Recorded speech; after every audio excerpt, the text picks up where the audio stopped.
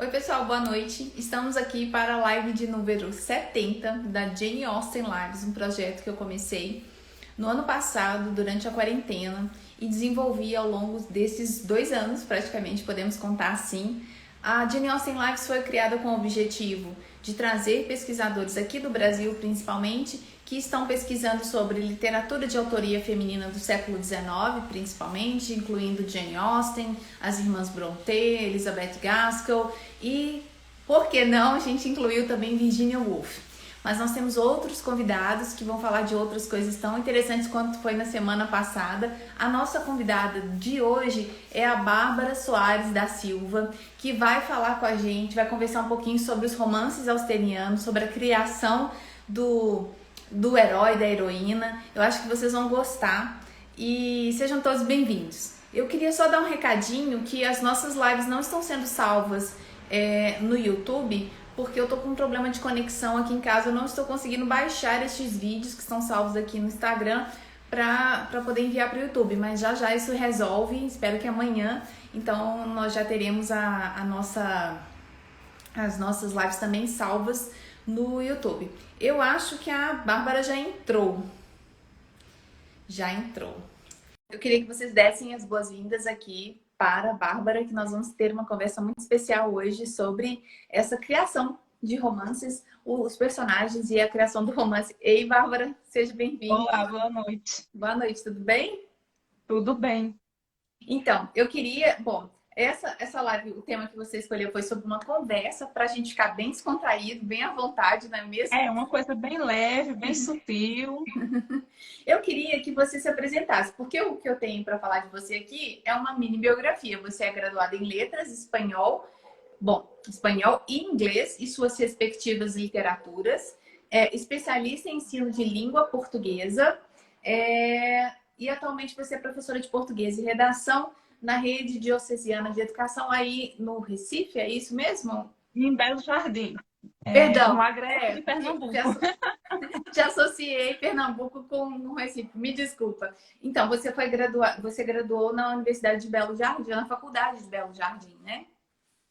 Que é faculdade, e só tem a licenciatura na época que eu fiz. Aí, agora tem outros cursos, mas enfim, a faculdade é especialista em formação de professores. Maravilha. E aí fiz minha primeira licenciatura, terminei em 2015, eu acho. Sou péssima para datas, né? Enfim, terminei, eu acho que em 2015. E na época, meu TCC já tinha sido sobre Jane Austen. Eu gostava, gostava dela, aqui aberto. discutia. Você escreveu, é muito curioso esse tema, tá, gente? Eu sugiro vocês procurarem por Bárbara Soares da Silva no Google. Razão e sensibilidade, uma análise feminista a partir da narrativa austeriana. Você pode falar, esteja à vontade. Agora o microfone virtual está com você. Tá certo. Olha, não deixa eu falar muito, não, porque sabe, professor, olha, fala até o fim da vida, a gente não tem hora para parar. Mas aí eu tive contato com os romances. Primeiro eu tive contato com o filme, com os filmes dela. E aí me interessei, porque a gente tem aquela ideia, né? Se o filme foi bom, então o romance com certeza vai ser melhor.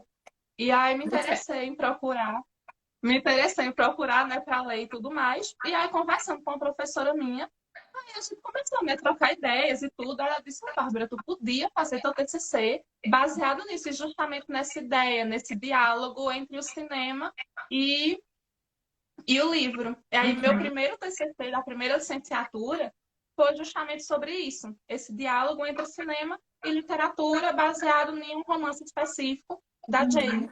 E aí eu fui fazer minha segunda licenciatura, porque, enfim, eu queria ter a especialidade em língua inglesa e nas literaturas, porque a primeira licenciatura não era nisso. E aí eu gostei de estudar literatura inglesa. Eu vou fazer agora a outra licenciatura. Sou meio, enfim, né, perturbada. Mas fui, na mesma época eu fazia a especialização, e aí eu fiz no meu segundo TCC, foi justamente esse tema que a senhora acabou de ler. Inclusive, a senhora é referência na minha pesquisa, seu nome está... meu Deus! Ai, que medo! Que medo! A senhora é minha referência na pesquisa. Meu exemplar de EMA é tradução sua e tá assim. Eu Qual tô tradução? basicamente. Qual tradução que você tem aí? Oi? Qual tradução você tem aí, minha? Eu tenho a da Martin Claret, a mais Ai, recente, de Emma, e aham. a tradução é sua, aí eu tô o quê? Basicamente falando o quê? Com um ídolo, né? Se fosse Ai, pra meu mim, eu Deus. estaria pedindo autógrafo. Eu tô vendo aqui que você citou um artigo do Ciléu, que é da Universidade Federal de Uberlândia, né? E também um outro do periódico da Letras aqui da UFMG, que todos dois falam sobre a questão da identidade feminina e do universo feminino nas obras. Ai, que honra estar no seu trabalho, ai meu Deus. É tipo assim, referencial teórico vivo, né? Que você está citando isso daqui ao Exatamente. vivo aqui, tá, gente? Então a gente se cita, com certeza eu vou colocar o seu texto lá depois, posteriormente, para puxar o link para as pessoas baixarem seu trabalho. Então, nós estamos aqui, como dizem aqui em Minas, não sei se é a mesma coisa aí, em Pernambuco, estamos rasgando seda uma para outra. E Ai, eu também tenho essa expressão. eu queria saber, você escolheu qual versão cinematográfica ou de televisão para analisar? Eu escolhi, se não me engano, era de 2005, que é com o Matthew McFadden, para a gente Ah, fazer, sim, quando eu Orgulho e fiz Preconceito. o diálogo entre o Uhum. cinema e o livro, eu escolhi essa adaptação, porque eu assisti todas, mas essa foi a que mais me chamou a atenção. É a mais A famosa, crítica, né? né, a que mais gostou. Ah, eu disse, eu vou nesse aqui. Uhum. Sem dúvida nenhuma, acho que mundialmente, falando assim, em cinema mundial, essa versão de 2005 com o Matthew McFadden e a Keira Knightley é a versão mais famosa, assim, pelo menos aqui no Brasil, a recepção, os fãs, eles começam a gostar de Jane Austen por causa desse filme. E eu confesso que eu comecei a entrar em grupos lá no antigo Orkut, depois criei o blog a partir da minha ida ao cinema. Eu quis saber se tinha mais gente que também né, assistiu esse filme e estava discutindo, e acabei encontrando uma comunidade no Orkut com mais de 10 mil pessoas lá em 2005. Então, esse filme, sim, a gente tem que enaltecer, apesar de que o Colin Firth, né, na minha opinião, ele é um Mr. Darcy muito perfeito. Eu Não assisti tirando... a primeira adaptação, achei bem mais. Ele incorporou mais, né? Aquela coisa Uhum. assim, mais séria do personagem. Sim. Mas no desenrolar da história toda, eu preferi a mais atual. Mas assim, o que tinha me cativado desde sempre foi Razão e Sensibilidade. Foi o primeiro que Uhum. eu tive contato, que é o da adaptação da Emma Thompson. Sim, que Assisti essa porque, daí também ela é super para mim, premiada. filme com Emma Thompson, então ele é perfeito. Não tem É. como eu dizer que o filme não é bom. E temos lá também, por que não, o galã Hugh Grant, né? E também o Alan Rickman, que Alan Rickman como Coronel Brandon, para mim ele é invencível. Eu achei que É um ficou favorito. impecável aquela versão ali, porque não tinha ninguém mais que associasse. Eu que já tinha a visão dele super sério, Aham. desde quando eu assistia Harry Potter, aí ele chegou ali, sério, do mesmo jeito, está perfeito, querido, Perfeito. casou certinho. Então Uhum. foi a adaptação e o romance que Uhum. mais me cativou. E eu vou te fazer uma pergunta capciosa que não está no nosso roteiro, mas eu acho que, como você colocou no título do seu trabalho, da sua monografia, eu acho que você consegue falar com naturalidade, porque é um tema espinhoso aqui no Brasil, a análise feminista e principalmente analisar literatura publicada no século XIX e a gente chamar de feminista ou protofeminista, conforme a teoria literária que a gente está usando. E como é que foi isso? Como que desencadeou? Qual foi o clique?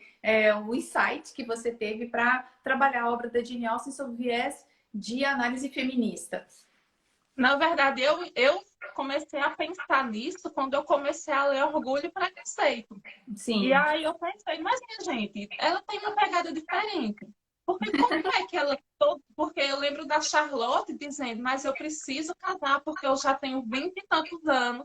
E se eu não casar agora, o que é que vai ser de mim? Eu estou sendo uma despesa para os meus pais. E Uhum. Elizabeth dizendo, olha, eu não estou nem aí, tá certo?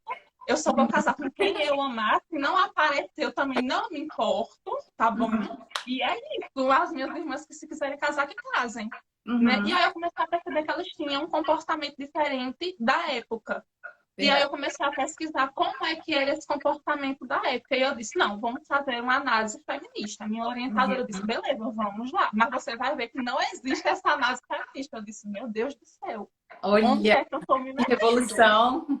Foi, vamos lá, né? E aí, dentro da pesquisa, aí eu comecei a observar que realmente não é porque ela ainda não estava dentro do movimento. O movimento em si não existia, né? Então, a gente não podia Uhum. dizer que ela já era alguma coisa que ainda nem existia.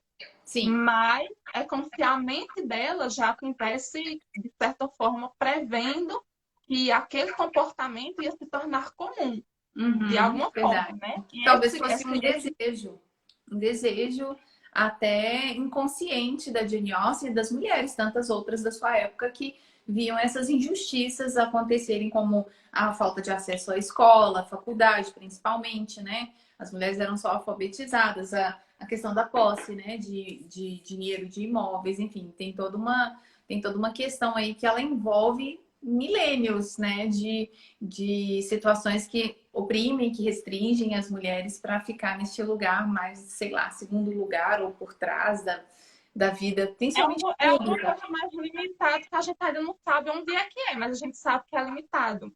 E a Sim, gente consegue ver isso também em Emma, quando tem uma menina lá, que eu não lembro o nome, eu sou horrível para lembrar o nome de personagem, de gente, enfim. certo. Mas aí tem um lá que todo mundo começa a comentar assim, ah, mas olha, ela não vai casar, então ela vai ter que ser governanta, ela Uhum, vai ter que trabalhar para se sustentar. sim. Então, a gente começa a ver que trabalhar é uma vergonha. Só que hoje a gente diz, mas minha gente, como? Porque o que eu quero é trabalhar. Como é que Uhum, trabalhar é uma vergonha? Então, a gente já começa a ver que existe um incômodo a respeito desse comportamento, porque ela não traz essa fala na ideia de enaltecer, mas é sim. na ideia de criticar essa visão, de achar que porque a mulher vai trabalhar, ela está sendo inferior, Uhum. né? Sim, e a questão é que talvez era para limitar o acesso à vida pública, né? Que essas mulheres que associaram a algum tipo de trabalho como algo que fosse, sei lá, não é pecado, mas que fosse desonroso para a mulher trabalhar. Então, quem trabalhava na época da Jane Austen eram pessoas que trabalhavam nas cozinhas, no comércio, e aí eram pessoas mas muito mais pobres do que a Jane Austen, que era pertencente à gentry class, que seria a classe média ali rural da Inglaterra, né? E essa limitação, na minha opinião, ela ainda existe, né? Ainda tem aquela coisa de você, Adriana, que eu tô dizendo, tá? Adriana, ouvi aqui em Minas Gerais, que são extremamente tradicionais aqui, que muitas coisas você não deveria fazer sozinha, do tipo ir à padaria 9h30 da noite, porque você está procurando confusão. Então percebe que não é só uma questão do sair para trabalhar, é uma questão do seu entra e sai de casa, do seu movimento como cidadão, né, desse bairro que eu moro aqui. Então percebe que toda essa limitação ela é imposta, né, na minha opinião. Eu acho que a Jane Austen, assim como outras tantas mulheres que denunciaram a vida que elas viviam, denunciar no sentido não de revolução, de criar alguma revolução, ou até o que a gente chama na literatura de protofeminismo, mas elas desejavam alguma coisa diferente, porque não é, na minha opinião, mas como uma mulher do século XXI, não é possível que uma pessoa gostasse de usar aqueles espartilhos apertando os órgãos internos da gente, dificultando a respiração, inclusive era um meio de espécie de castração, no sentido assim, de você não poder nem se locomover direito usando aquele tanto de roupa e um espartilho para apertar sua respiração, né? Então, assim, eu acredito que sem romantizar essa vestimenta que chega até a ser muito bonita, mas isso aí também é uma questão de colocar uma certa, como é que eu posso dizer? Uma limitação, inclusive, para as mulheres, elas não iam poder correr. Aquela cena lá de Persuasão 2007, que a Anne Elliot sai correndo em Bath, ela era impossível Não assistir uma mulher correr com espartilho, minha gente. A verdade é essa, chegar toda, né, ofegante e nessa cena especificamente toda babada, né, para beijar o Wentworth. Mas aí é justamente é uma ideia que está lá e a gente diz, oxe, século XVIII, a gente está no século XXI e a ideia se perpetua.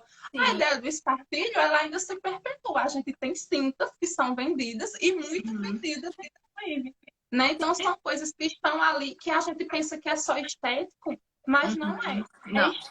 É estético porque é algo que foi imposto a nós e que Uhum. exige que nós sejamos daquela forma e que continua nos limitando, certo? Verdade. Em algum campo aí, continua nos limitando. Quando você Uhum. falou da personagem que saiu correndo, lembrei de Elizabeth, quando ela vai visitar Jane. Né? A Uhum. gente sabe que a família Bennet é uma família totalmente aleatória, ninguém se comporta do jeito que deveria se comportar. E Elizabeth também, que acho que são as 2, 3 léguas, né? Eu não sei Uhum. quanto é que está em quilômetros. Mas, enfim, ela vai, caminha, chega lá toda descabelada, suada, vestido sujo, né? E aí o Darcy, você veio caminhando até aqui e ela caminhei, né? E aí você percebe que ela fez porque ela já não tinha todo esse comportamento que a Uhum. sociedade colocava, inclusive em relação às roupas, né? Porque se ela fosse caminhar toda dondoquinha, Não igual tinha. a irmã do Billy, ela não tinha passado da calçada de casa, eles moravam até no campo, Uhum. não tinha saído de lá. Sim, eu acho que essa construção da personagem, principalmente pelas obras, né, de televisão ou de cinema, ela favorece muito essa reflexão que você fez no seu trabalho, porque a gente são pequenos detalhes que a gente pensa assim, como essa da corrida, né? Como é que a pessoa, uma personagem, uma pessoa real também pode ser colocada aí, corre em Bath, tá? Com espartilho. Eu andei em Bath, caminhada, de boas, tá? Mas é uma cidade bem grandinha para você correr, tá? E aquele Royal Crescent lá, que seria onde foi filmada aquela parte lá, é um ponto um pouco mais alto da cidade. Ela tinha que ter o tal do sebo nas canelas lá para poder correr daquele É, jeito. porque você considera, ela vai estar com um saltinho, ela vai estar com um vestido consideravelmente pesado, né? Aham. E ela ainda vai estar com um espartilho. Então, assim, nada É, colabora. Só faltava nada. estar chovendo na hora para Uhum. piorar a situação. Eu com uma bota e calça que estava relativamente confortável, não dava para correr, minha gente. A verdade tá aí, né? Como diz aquela música, o golpe tá aí, cai quem quer, porque Pra não tem quem jeito. quer. Bom, eu vou começar aqui então, agora, efetivamente, com a programação que você colocou para a gente discutir hoje à noite, que é a construção do estilo narrativo, que você colocou assim, semelhante aos contos de fadas. Então, como que é essa construção desse estilo narrativo da Austen, que se assemelha aos contos de fada? O que é que a gente vai ter lá nos contos de fadas, que são classificados como contos maravilhosos, né? A gente sabe que Uhum, sempre que tem um elemento mágico ou que não é racionalmente explicável, então já vai uhum, ser um conto maravilhoso. Então, a saga que a gente vai ter, todo o desenrolar da narrativa, ele vai se assemelhar muito ao conto. O que eu uhum. acho fantástico no texto narrativo, porque a gente estuda o texto narrativo e nós ensinamos aos nossos alunos, né, uma determinada estrutura. E ele Uhum. vai se ramificar entre conto, romance, novela e tudo mais, e cada um também vai ter a sua específica estrutura. E aí chega o autor, ele olha e diz, certo, mas eu vou fazer do meu jeito, que não vai ter nada a ver com isso aí. Uhum. E é basicamente o que ela faz.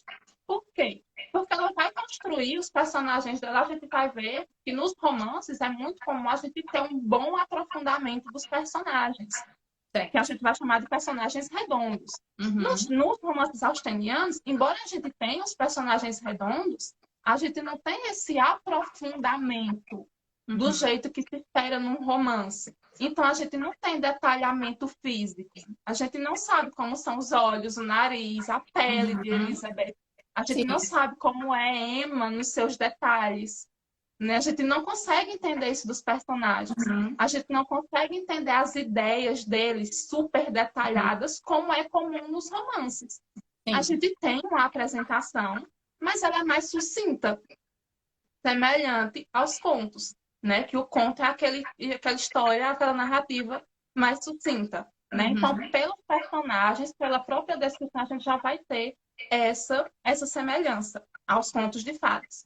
A gente também vai ter essa semelhança na própria estrutura do personagem. Porque o que é que a gente tem no conto de fada? A mocinha, né, a donzela, a personagem feminina, que vai ser sempre inocente, e o herói. E a gente também vai ter isso aí na narrativa austeniana.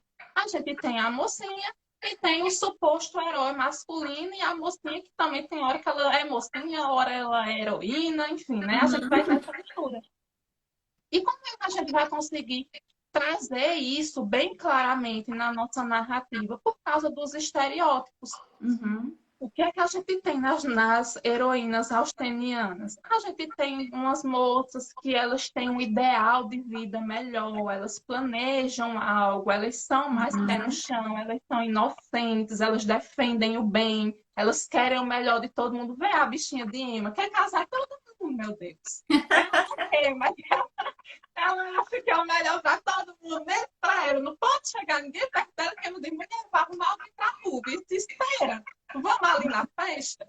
Então a gente tem essa vontade de fazer o bem, que é a característica do herói, né? Nos contos. A gente tem a jornada do herói, que é que a gente encontra lá nos contos.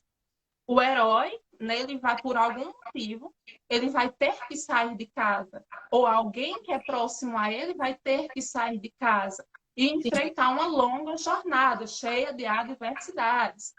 E é o que acontece também na narrativa austeniana.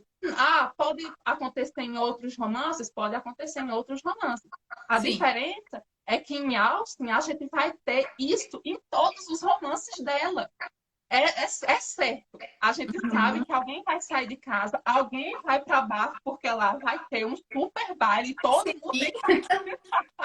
Eu não sei como todas as personagens nunca se encontraram nesses bailes. Verdade. Todas vão encontrar alguém. Todas elas têm uma família de amigos que apoiam elas, e é essa família que costuma levá-los lá para bar, né? Então, a gente tem essa estrutura bem fincada ali nos romances dela, e são extremamente semelhantes aos contos de fadas, né? Que a gente vai ter lá a Branca de Neve teve que fugir de casa porque a madrasta queria matá-la. A gente vai ter outros personagens também de contos de fadas que tiveram que fugir, que tiveram que ir para outro lugar e enfrentaram, né, grandes desafios depois que saíram, porque foi necessário. Né? A gente vai ter, em razão e flexibilidade, as irmãs Dashwood, que elas têm que sair de casa, porque o pai morreu, a adversidade chegou, né? Algo as obrigou a sair de casa.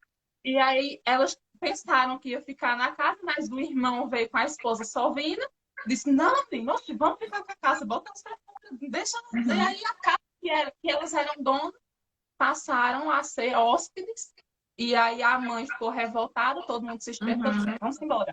E aí elas foram embora, foram para a jornada delas, porque aí a gente sabe que é algo que estava ali em suspenso, né? Não sabe muito o que ia acontecer com elas, né? Quais as desventuras que iriam acometê-las. Então é isso aí que a gente consegue associar bem aos contos de fada. A única coisa que a gente não tem é o elemento fantástico em si, né? Que é a coisa mágica que vai acontecer. É só isso aí que fica faltando. De toda forma, aquelas famílias que costumam ajudá-las, né?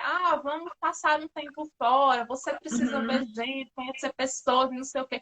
É como se elas ainda se comportassem como a fada madrinha. Olha, aquela que vai ter que ajudar de alguma forma. Eu vou fazer assim com você. Lembra que é o que o pai da Charlotte, né? Que era um amigo. Aí disse, não, olha, eu vou oferecer um baile para o Bingley. E aí vocês vão se conhecer, e aí é no momento que Elizabeth conhece o Darcy e tudo mais. Aí depois eles vão viajar, levam as meninas.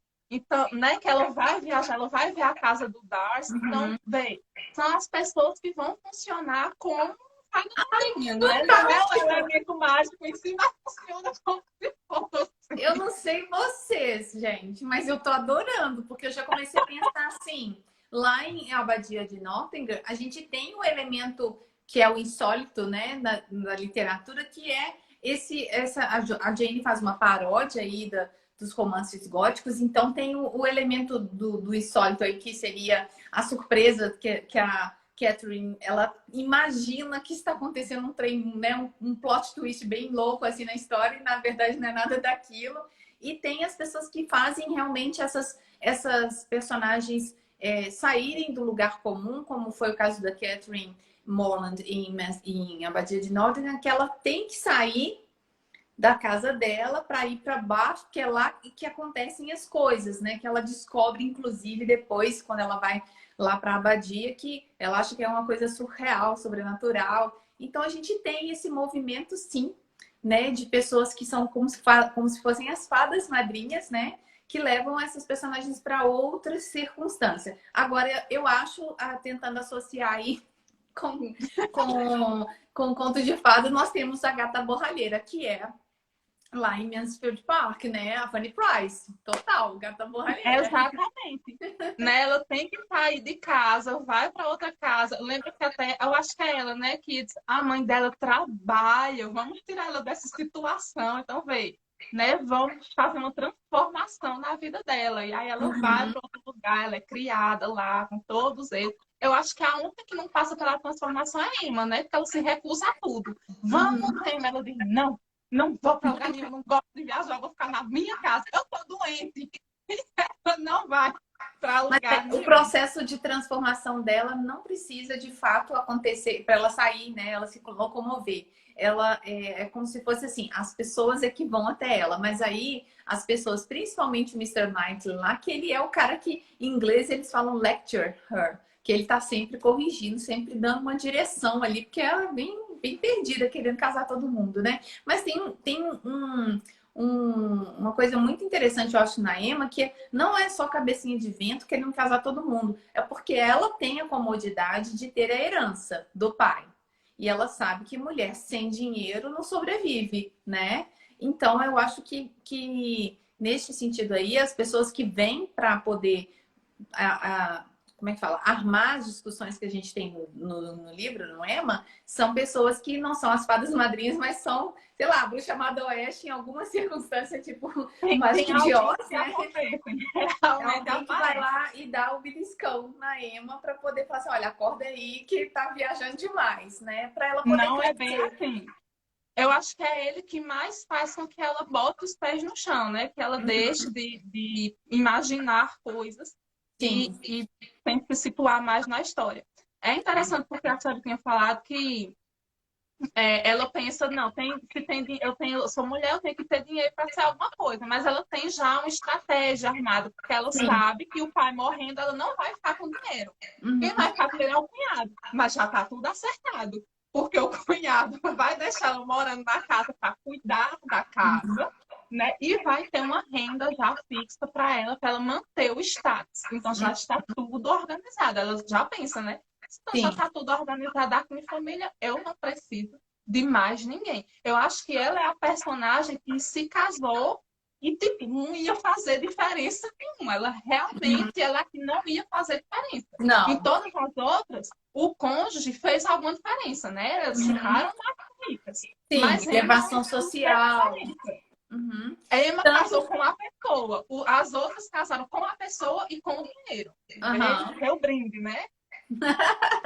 Mas aí é daí que vem também esse perfil que colocaram nas mulheres. As mulheres até hoje são chamadas de interesseiras porque querem, né, querem ter uma vida melhor. Mas naquela época, a condição de vida melhor seria apenas pelo casamento. Você podia trabalhar a vida inteira em casa de família que você não ia ter condições de melhoria de vida. E isso acontece até hoje, né? A gente vê aí as pessoas sendo exploradas com o trabalho em casa, né? Elas são as empregadas, mas é quase um trabalho escravo, né? Aqui no Brasil funciona muito assim, nesse trabalho que é pessimamente remunerado, né? Deixa eu só ver aqui a minha sequência para não me perder, que essa discussão tá tão ótima, gente. A gente está fazendo uma discussão feminista já tem 3 semanas. Todas as pessoas que entraram aqui nessa live comigo estão falando sobre um ponto de vista, uma análise das obras sobre o ponto de vista feminista. E aí eu acho que eu tenho que esclarecer em todas as lives que a gente não está falando do movimento feminista da década de 60. Esse movimento, ele já foi, na minha opinião, na minha humilde opinião, uma segunda onda, ou talvez até terceira, porque a gente tem lá em 1915, 14, não sei precisar direito, as mulheres lutando pelo direito ao voto. Né? A gente já tinha Virginia Woolf escrevendo ali com muita vontade de falar, de denunciar. Né? A gente vai ter live sobre Virginia Woolf, um teto todo seu, um quarto só seu, depende da tradução que vocês escolherem ler.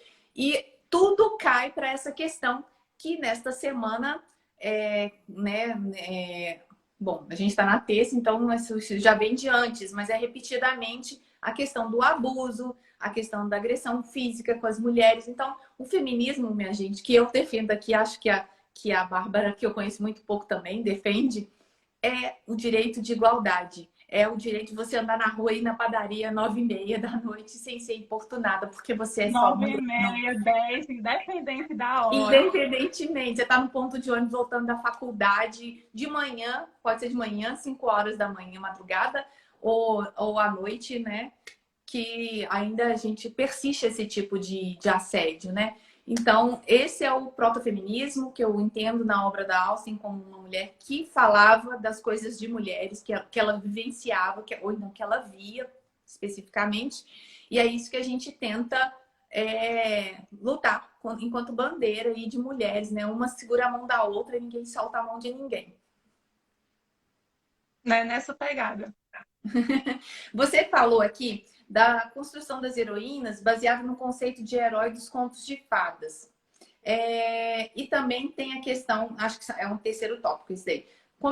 Como que você analisa essa construção? A gente já começou a falar, né? Que a gente até começou a associar a Cinderela, a Gata Borralheira, com a Fanny Price. E tem uma possibilidade muito grande, gente, de estudos literários ou análise que não precisa passar pela academia, né? A maioria das pessoas que sentam, divide a tela aqui comigo, são pessoas que vieram de núcleos acadêmicos, de faculdades, universidades, que se interessaram em fazer pesquisa e análise das obras e da Jane Austen a partir de uma questão um pouco mais formal do que o que a gente chama de leitor comum, que de comum não tem nada, porque tem pessoas que não são da área de letras ou de análise de cinematográfica ou qualquer outra linguagem de análise que fazem análises surpreendentes e não estão na academia. Então, isso não tem nada a ver. O conhecimento, ele é gerado a partir das informações que a gente coleta, mas é da nossa percepção de mundo, né? Porque a temática é social, né? Então, se você vive em sociedade, você sabe discutir a respeito disso aí. Você colocou aqui também sobre as ideias feministas atreladas às heroínas, uma fuga da ideia tradicional dos contos de fadas. Então é aí que está o mote da Jane Austen, porque ela talvez inconscientemente segue sim um padrão de contos de fadas, ali uma estrutura mínima, mas ela sai quando a gente coloca personagens femininas que são extremamente são diferentes do que era esperado para a mulher daquela época e revolucionam de alguma maneira o modo até da gente ver um mundo que era, né, que a Jane Austen retratou, porque não tem como a gente viajar no tempo para viver, né, naquela época. Eu tenho minhas restrições, apesar de achar lindas as roupas e tudo mais, mas eu prefiro ainda a modernidade com as tecnologias e as roupas mais folgadas. Eu acho lindo lá. Aqui não.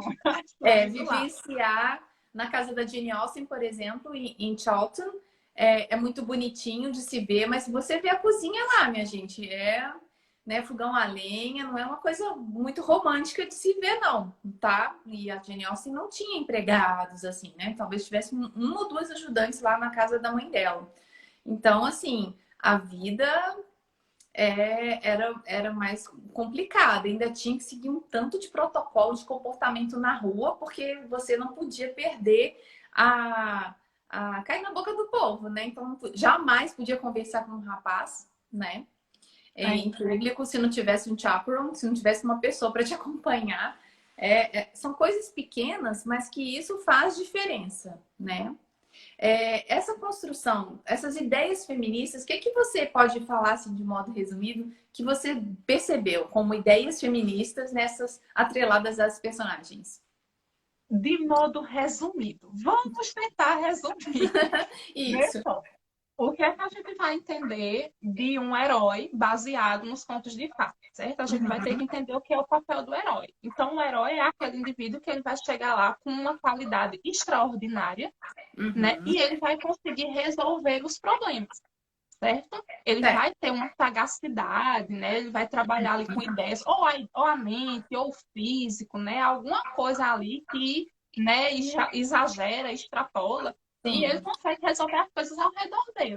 Quando a gente vai para isso aí é o herói e é o homem. Nunca vai ser a mocinha, né? A mocinha, ela tá ali igual a Olivia Palito. Socorro, por pai, socorro. Só esperando Só vai ser resgatada. Verdade. Exatamente. E o que é que a Austin faz? Ela olha e diz, eu gostei dessa qualidade, mas eu não vou colocar no homem, eu vou colocar na mulher. E aí ela vai, pega a característica do herói e bota na mulher e aí começa a transformá-la em heroína, né? Sensacional. É nesse momento que ela deturpa o ponto, ela faz a coisa diferente. E onde é que a gente vai ver isso? E aí é esse movimento da mulher sendo protagonista, mesmo que seja só ali no seu cenário, sem ter uma interferência, né, de grande magnitude, mas que ela começa a ter um posicionamento, né? Ela começa a ascender, e aí a gente começa a ver a ideia feminista. Onde é que a gente vai ver isso? Lá nas Irmãs Dashwood. Quando elas perdem a casa, e aí quem é que toma a frente para decidir a casa que vai comprar, escolher o lugar e tudo mais? É Leonor. Leonor resolve tudo, manda carta, então ela se resolve, né? Quando a senhora Bennet resolve enviar a Jane para ir lá para ver o Bingley na chuva, vá a cavalo, porque você vai poder ficar lá, vendo, ficar lá admirando ainda mais. Elizabeth olha e diz, isso não vai dar certo, isso está errado, não é correto fazer uma coisa dessa. Mas ela, enquanto filha, sabe que não vai poder falar nada, então ela toma uma atitude, ela vai falar para o pai, resolva, porque isso não está correto. Porque a gente tem justamente o apagamento do herói, que nesse caso deveria ser o pai. O pai não faz nada, diz, não, mulher, deixa, tua mãe vai ver que isso vai dar errado. Só que aqui o errado meio que na cabeça da mãe dá certo, né? Porque ela tem que passar mais tempo lá. Mas a gente vai ter justamente isso. A gente espera que o pai, né, no lugar de patriarca, né, do líder ali da família, diz, ela não vai não, e não sei o quê, deixa a menina em casa, tá jogando a menina nos braços do outro. E ele não faz nada, ele deixa acontecer. Né? Ele faz igual a música, deixar a vida me levar, e, né? Ele não tá nem aí. Então a gente tem essa mudança, né? Enquanto a mulher que tenta agir para alguma coisa, o homem fica lá de braços cruzados. Em Emma acontece a mesma coisa. Emma é que toma as decisões de tudo. O pai dela fica lá, supostamente doente, a gente não entende até que momento ele é realmente doente, ou ele é só uma pessoa acomodada. E é porque ela está esperando as coisas acontecerem ao redor dele, esperando ser servido de alguma forma. Né? Então a gente não tem o homem exatamente como um papel viril nas histórias de Jane, né? Salvo o Coronel Brandon em um momento bem específico. E qual foi a atitude dele? Obedecer a Leonor e ir buscar a mãe dela para falar com a Marianne, que estava lá triste e desolada. Qual foi a atitude dele? Obedecer, né?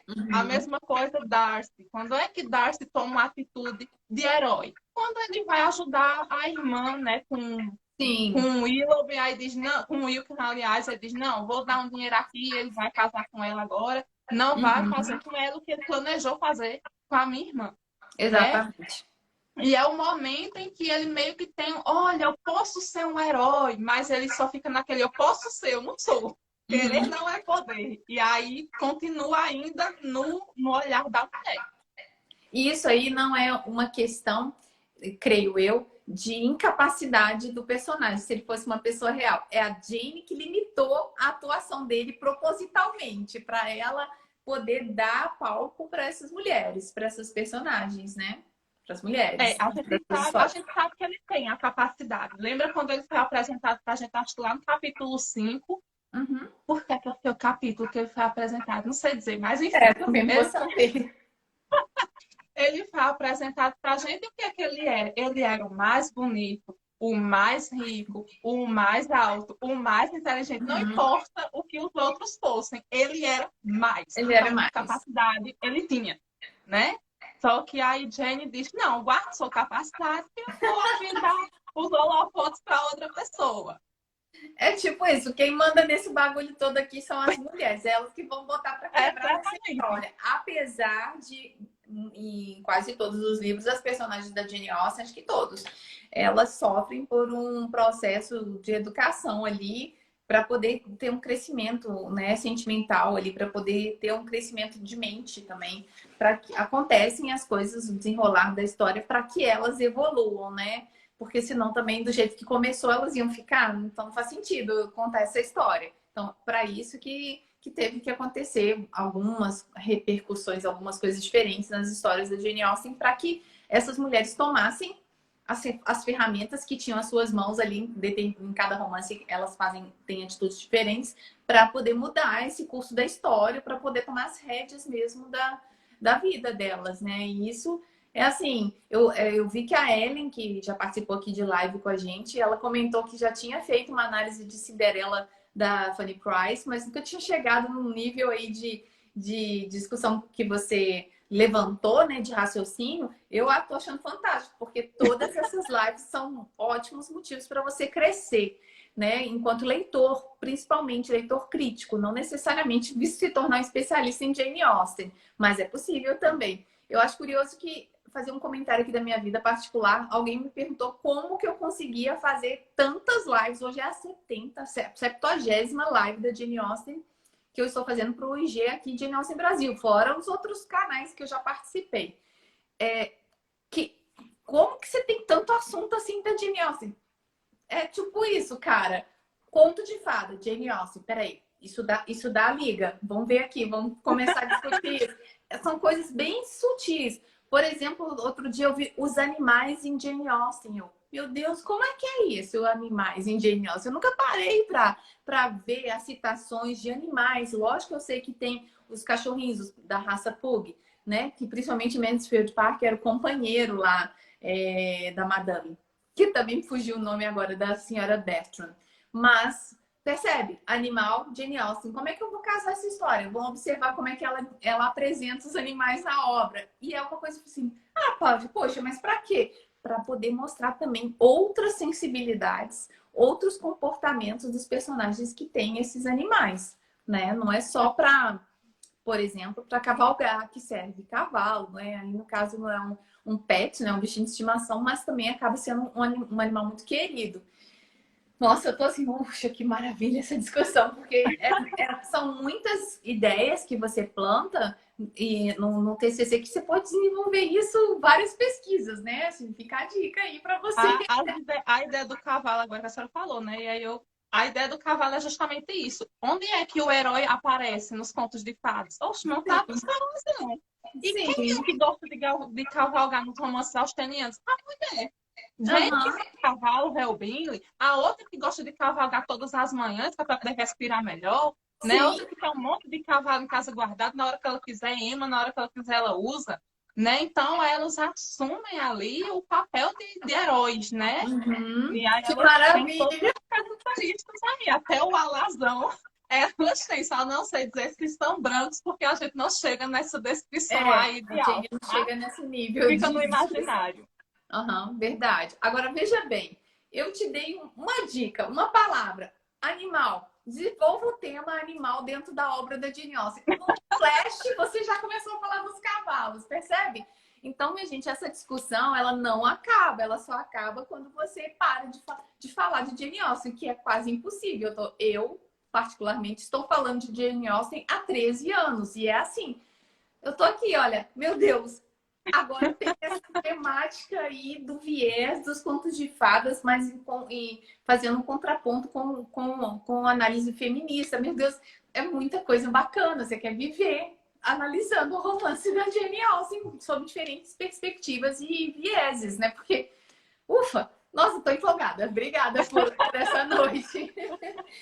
Bom, eu vou avançar aqui para o Tá nosso certo. próximo item, que é navegação das personagens femininas nas classificações das personagens, mocinha, heroína, anti-heroína. Então, essas personagens, elas vão, a gente vê um desfile de personagens que podem ser enquadrados como mocinha, heroína e anti-heroína. E como que se dá essa transição, ou você falou aí, de navegação dessas personagens? O que é que vai acontecer? As personagens dela, o que é que a gente tem na ideia do personagem? Ele costuma ser uma coisa só. Então ele vai ser ou só vilão, ou só antagonista, ou só herói, ou só isso, só aquilo. Quando acontece de haver uma mutação, digamos assim, no personagem, ele começa em uma coisa e ele vai evoluindo gradativamente para outra, né? Então a gente pode começar ali como anti-herói e vai para herói ou vai para vilão, né? De alguma dessas formas. Mas o que é que vai acontecer nas personagens austenianas? Elas vão o tempo todo mesclando, elas não se estabelecem em momento nenhum com nenhuma dessas qualidades que a gente vai ter prevista lá nos contos fantásticos, né?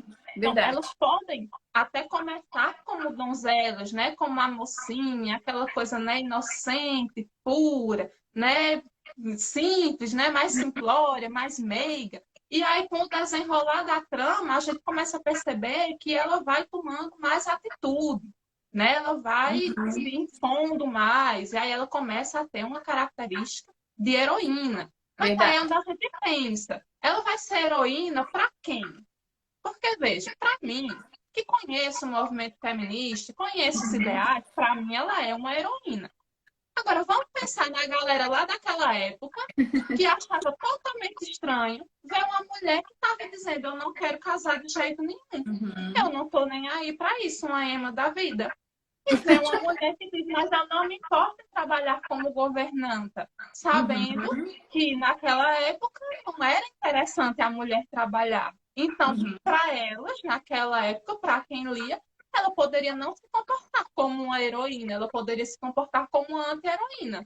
Ela tinha os ideais válidos, mas o comportamento que ela tinha não era justo, Verdade. né?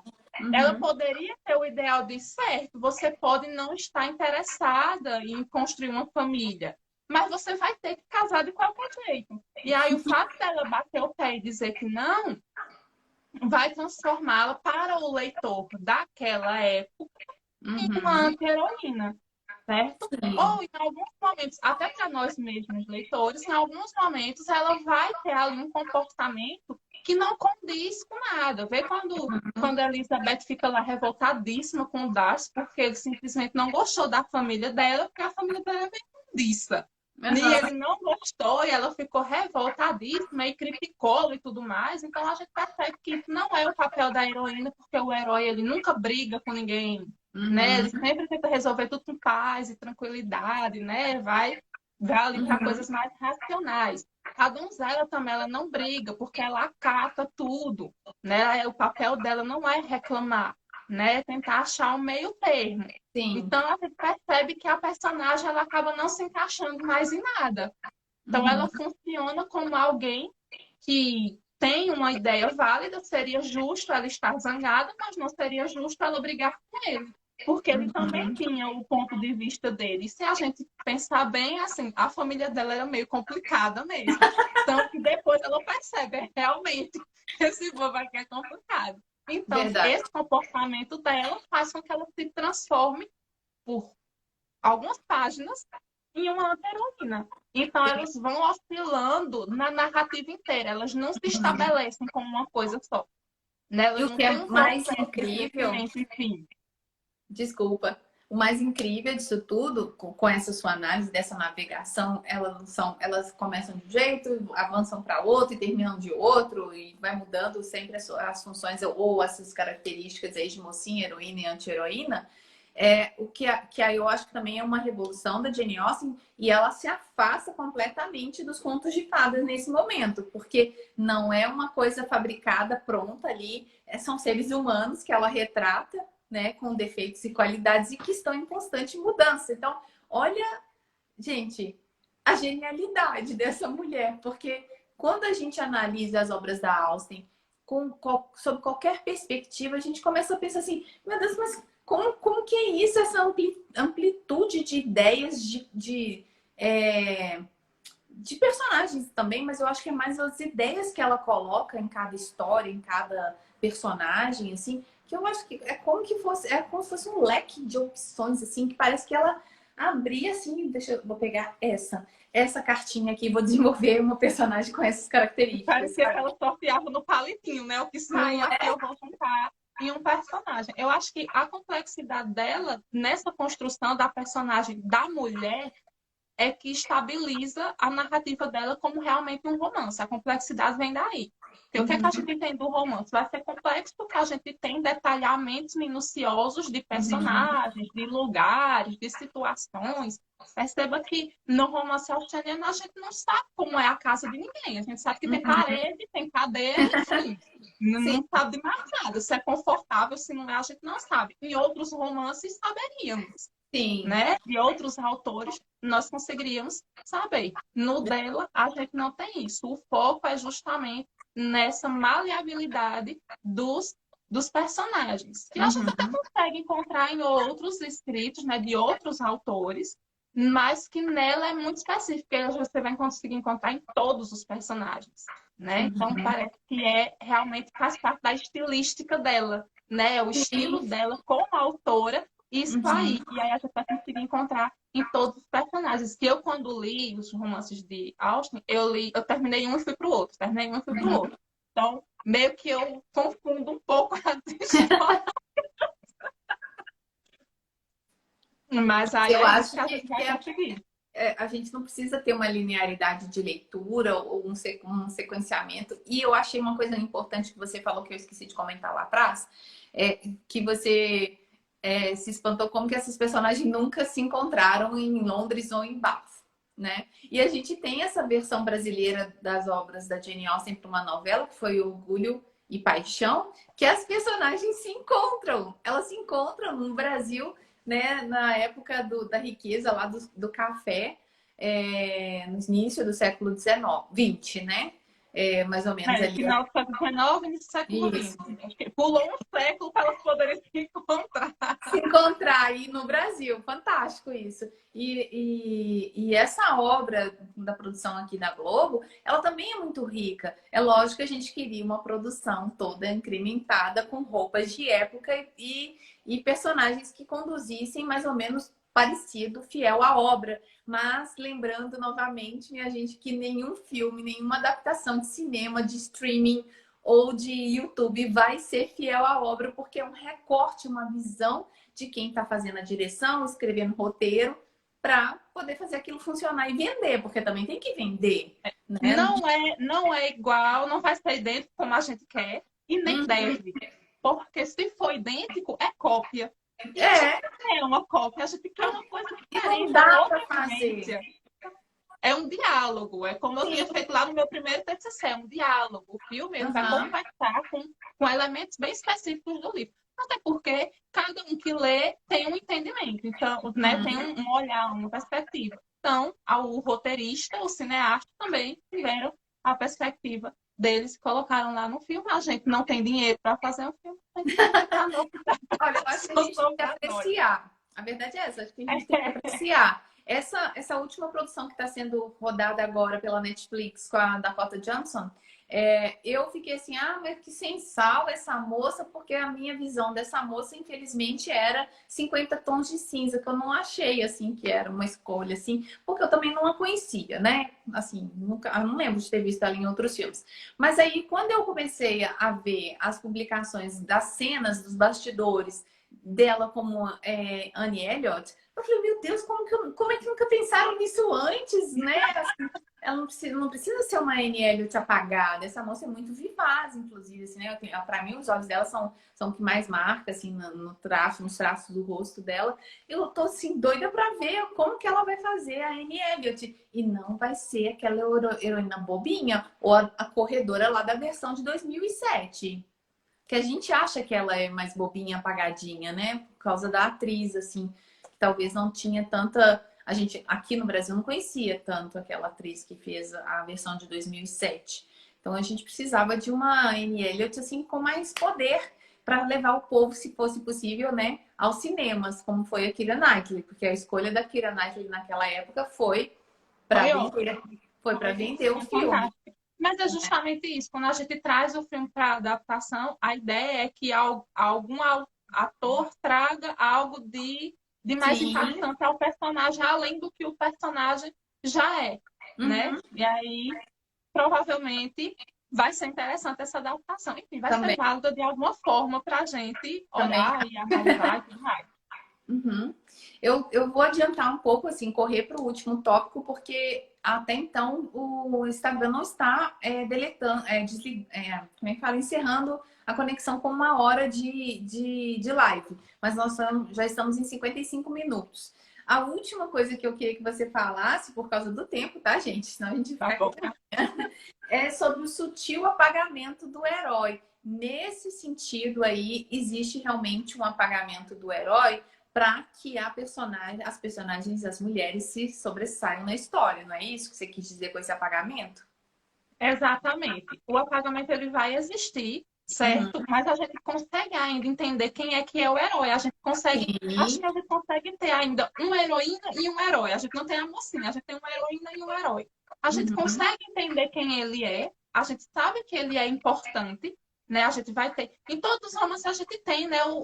Quem no final vai casar com a personagem principal. Então a gente sabe que ele existe ali de alguma forma. Mas o trabalho dele vai ser nos bastidores. Não é sobre o holofote, né? Então, o cara lá que tá com Emma, qual é o trabalho dele ali como herói? Ele ficar ali trabalhando a mente dela. Olha, Emma, não é assim, ó. Você tá pensando errado. Ó, pense melhor. Veja essa sua amiga. Veja a história dela. E conversava e tudo mais. E ao invés de que o trabalho dele era mais nos bastidores. Darcy, a mesma coisa. Né? Ele vai trabalhar ali com ele. A gente sabe que ele tem potencial, mas o potencial dele não é acrescentado, é só comentado pelo tio dele, o Fitzwilliam. Ele vai dizer: ó, o Darcy faz isso, isso e isso, ele é uma pessoa bacana, mas a gente não sabe porque a gente não vê.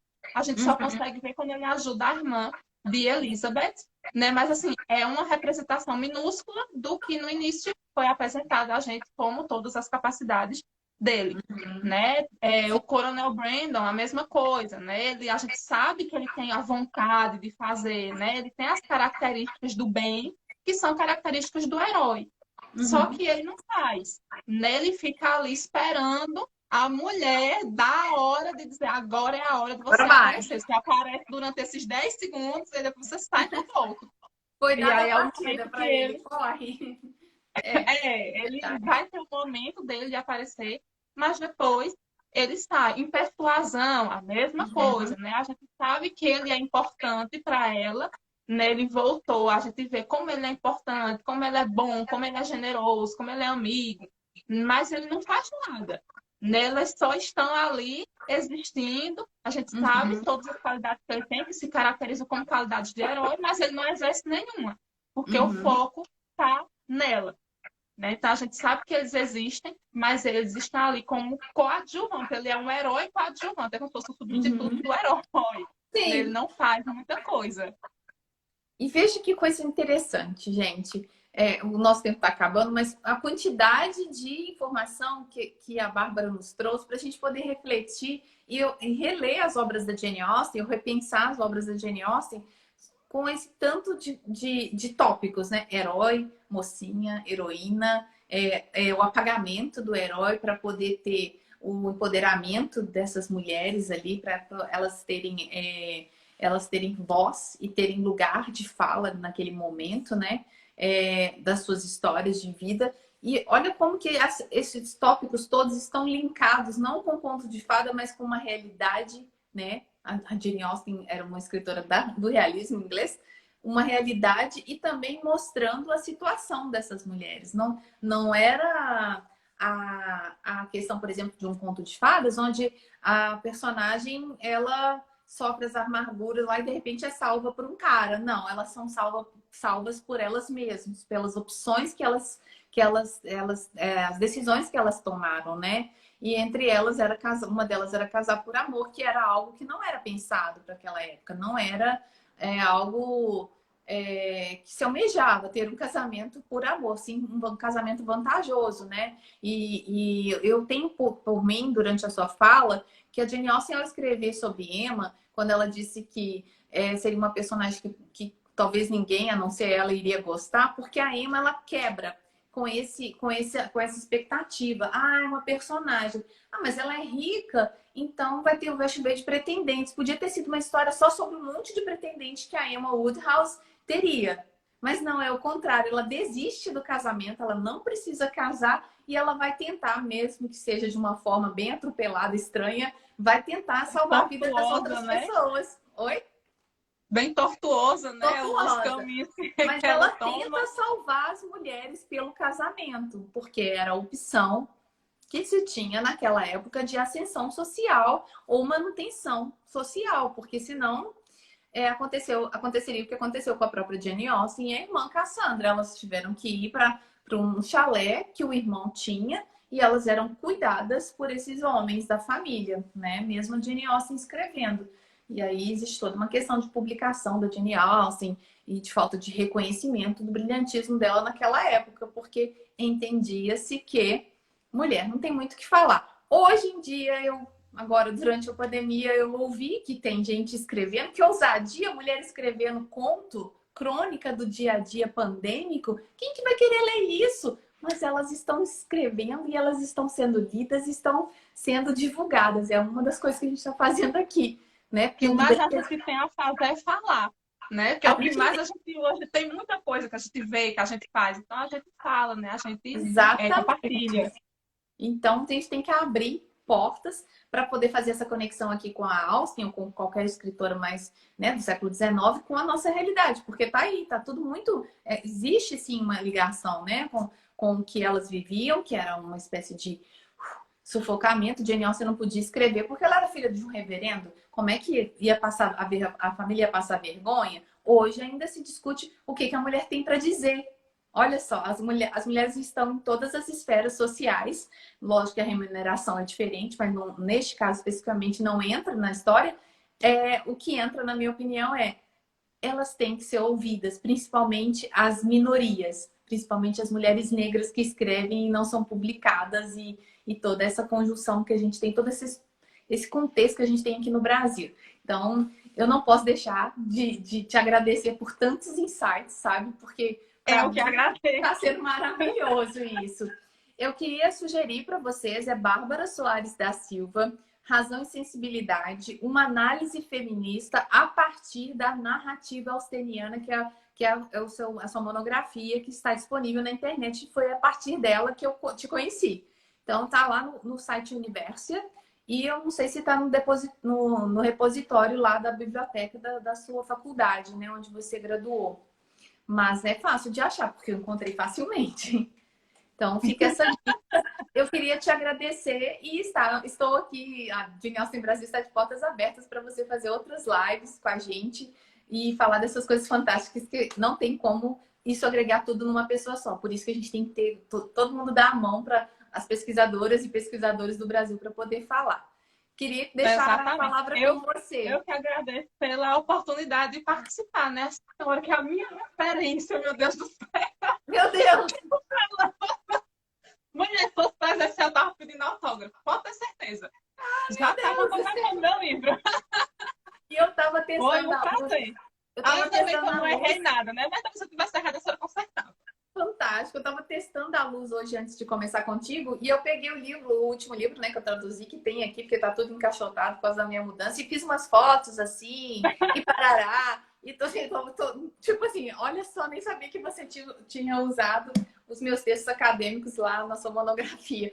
Olha, muita gratidão. Gratidão também por vocês que estão presentes aqui conosco toda semana, os novatos que começaram a nos seguir há pouco tempo, hoje mesmo, sejam todos bem-vindos. E fica aberto aí o convite para novas lives, tá bom, Bárbara? Tá bom. Obrigada por tudo. Eu que agradeço. Tchau, tchau, gente. Boa noite. Tchau, boa noite. Para quem entrou agora, a live tá salva aqui no Instagram e semana que vem vai pro YouTube. Boa noite. Tchau, tchau.